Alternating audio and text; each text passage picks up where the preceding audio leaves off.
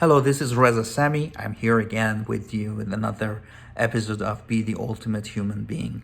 Last episode, I talked about 5 minute journal and daily routine and why daily routine is kind of important to start a day with a destination, with a good intention, and how it has helped me and why it might help you too.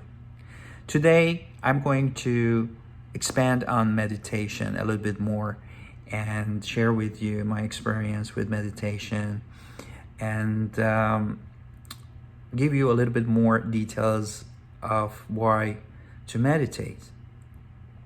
For the people who are already doing that and getting benefit of it, I don't think that they need any reasons to continue meditation. What I can suggest to them is for them to maybe try different types of meditation and test and find out what gives them more benefit. Because what I do, I am not kind of bound into one type of meditation. I practice many different types and test them and see what works for me. And sometimes I use different type of meditations for different type of things. So what I can suggest to people who are already doing that is to maybe widen their horizon and find other ways that they can meditate and perhaps experiment with those. And I just want to talk about a little bit about our belief system. Like, where does our belief come from? How we have these type of behavior? Is it all genetics? Like, it is just in our genes, or something else? I think genetics has a lot to do with a lot of things. I can tell you that.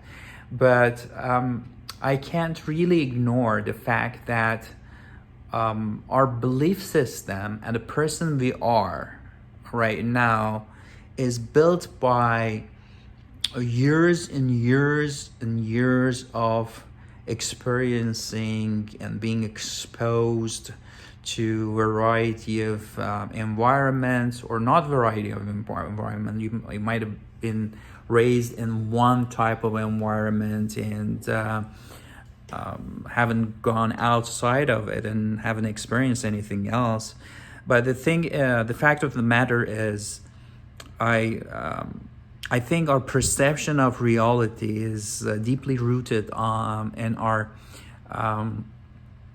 belief system, and our belief system is type of being programmed since our childhood, and the culture, religion, friends, and even geographic places, the political parties, and all of these factors have had impact in our belief system, in our perception of reality. Not only that, the traumas, the childhood traumas, and even adulthood traumas, they have big impact in our social behavior, even in our addictions, in our way of being. It has had a big impact on all of that. We associate the events and people and places to certain kind of emotions. We experience traumas and then associate those feeling to those locations and peoples.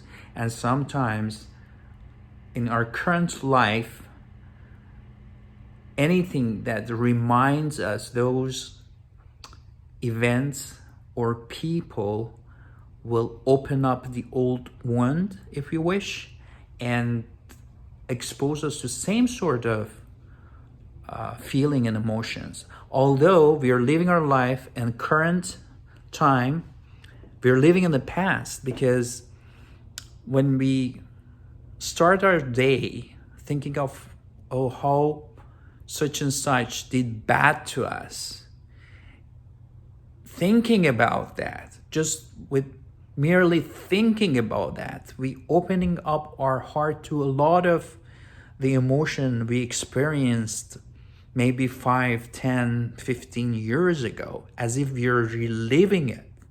And our whole biologic system changes based on that. That's amazing. Well,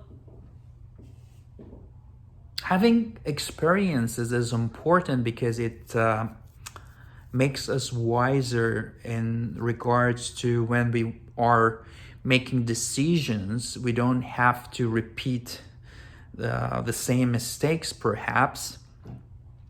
Having said that, it's sometimes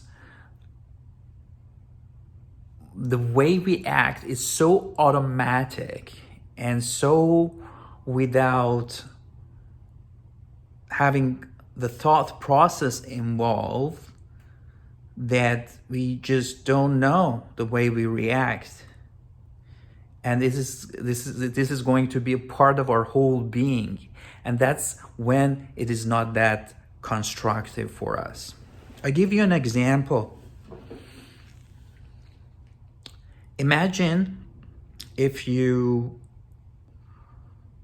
work all day, a wife works all day at home, raising a kid, very challenging, lack of sleep, lots of attention that she has to give to the child, and dealing with other hormonal issues that childbearing and being a woman expose a female to.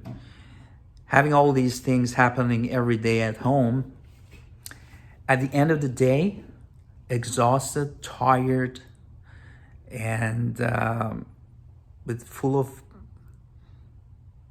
contradicting emotions, negative emotion. Just try to rest. She can't. The husband comes back from work, tired himself, and they see each other. What do they see? Sometimes the lady associates all those pains, lack of sleep, troubles with the kid, and all of that with the first person you see walks off that door, the husband. And who knows, the husband might have had a really bad day, and the first person he sees is the woman, or the woman just reacting away automatically. Like, this happens so many often that it becomes automatic. Like, the lady is frustrated, see the husband, and associates the husband with the pain and reacts in a certain way very negatively towards the husband. The husband sees that after hours of work, coming home and being exposed to such behavior, so associates coming home and coming to family, coming to the wife with that sort of emotion. So it becomes then automatic. Like, as soon as the wife sees the husband, even though she's not experiencing perhaps the same challenging day for that specific day, it brings up that sort of emotion for her and for the husband as well. So we see most of the things these days we are doing is so automatic and without thinking, that it's becoming a bit scary. So one of the core ingredients of living a full life, I think, is to bring a bit of self-awareness into our life. And that doesn't happen until you can meditate. Not in a certain way, just having time set aside without interruption of any external things, to just sit down and think and calm down and relax and be aware. this awareness just breaks that habit, just breaks that habitually doing things. So that's why I recommend meditation as a tool to provide you that window to yourself, to be self-aware and to understand yourself, and to really bring down your stress level. So I don't know many people who would say stress is a kind of productive thing in our life. Stress, to some extent, is very important, for sure. It's our defense mechanism to save us from life-threatening animals, and also helps us, a little bit of it helps us to grow and be stronger. But chronic stress, like constant stress that happens due to all these automatic feeling and associations, is not very constructive. And it causes us to have certain hormones to be released, and all the time, continuously, and that is not very good, because in the stressful time, we need the attention and the blood go to certain organs of our body and certain places in our body, and we need certain hormones to be released in a certain way, so it gives us the certain boost we need to get out of that situation. But constantly being exposed to those stress hormones, it's not very beneficial, or at least I think it is not. So meditation, another thing that it does is to just brings down that stress level, and I really recommend it.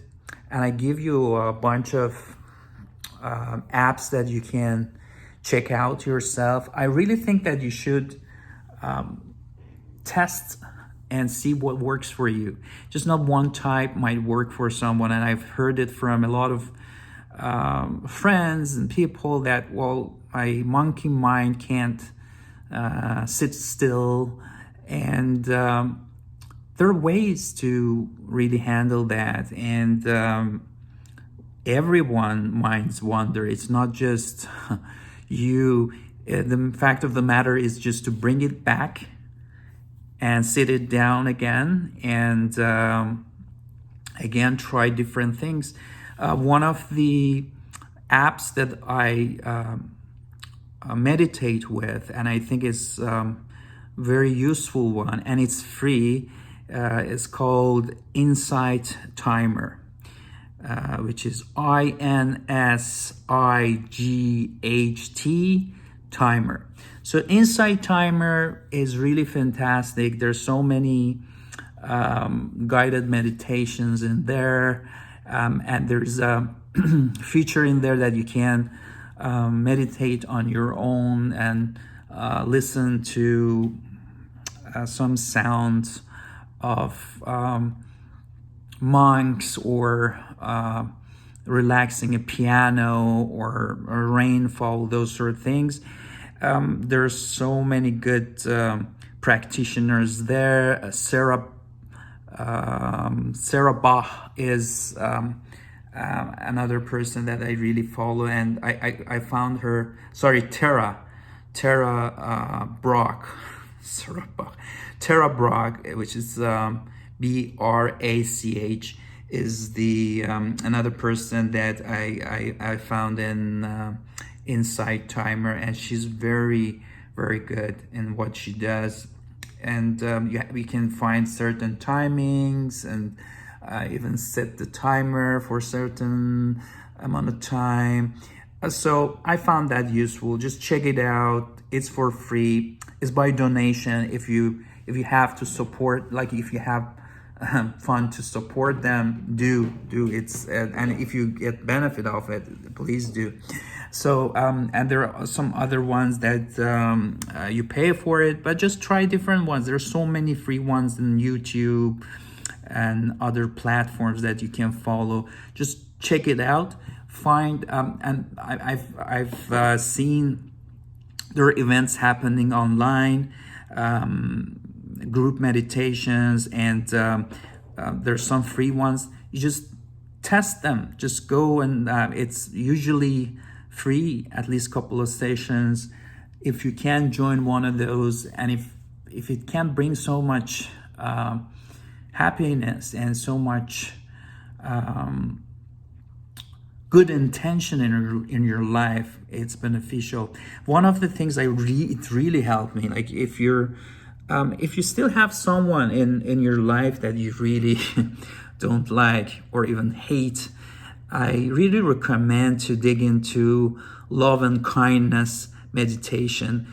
It certainly helped me, and I do believe it helps a lot of people. It has the potential of helping a lot of people, because I still see many people, wise people, smart people, who are living in the past, living in hatred and this dislike, and it is really bad energy that they do to themselves just by opening up the old wound every day, thinking about that person who did something wrong to them, and being a victim. Maybe they are victim, they were victim, but they just should pass that. And I understand it's not easy to pass like any events, and it's serious, and sometimes people need help,